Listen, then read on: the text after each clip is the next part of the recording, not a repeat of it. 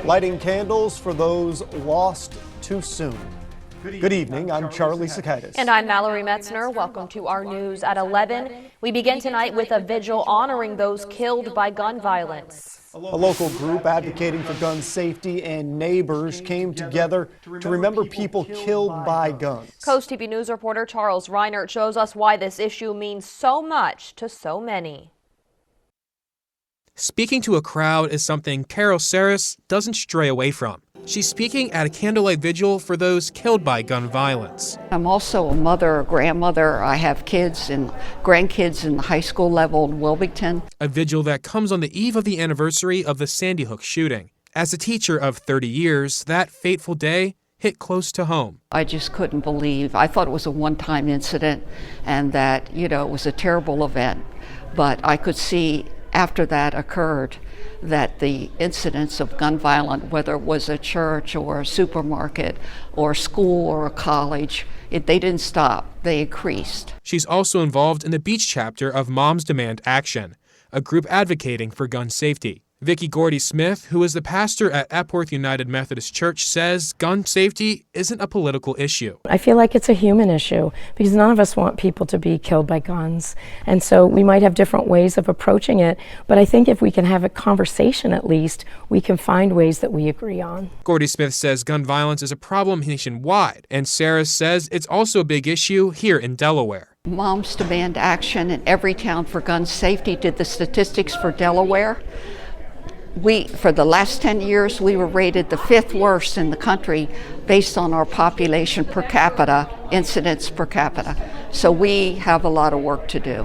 Every candle burning at the vigil was a light in memory of the lives lost. Those gathered at this vigil hope for a better tomorrow, but how we get there is still unclear. While there were a couple of teary eyes tonight during this vigil, there was a sentiment of hope from the people there, saying that things can get better one day.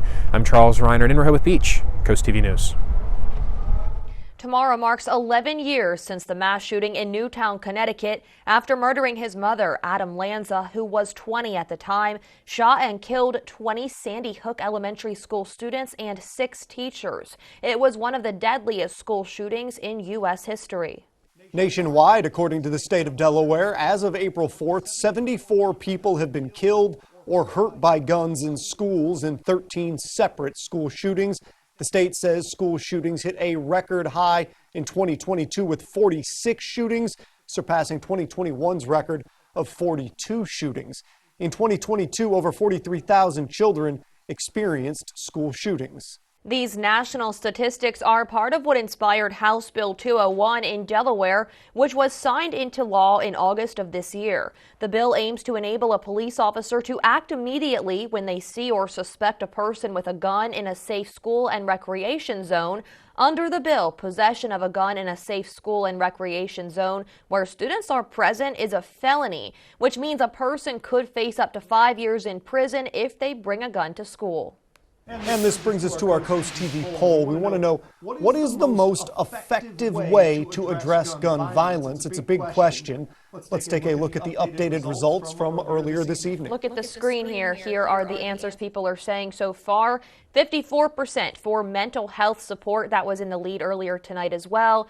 32%, this one's gone up. That's for stricter laws. Just 1% for community programs still, and 13% say education. Now, if you haven't voted yet, you still can. Go to coasttvnews.com or use our Coast TV mobile app, and we will have the updated results online.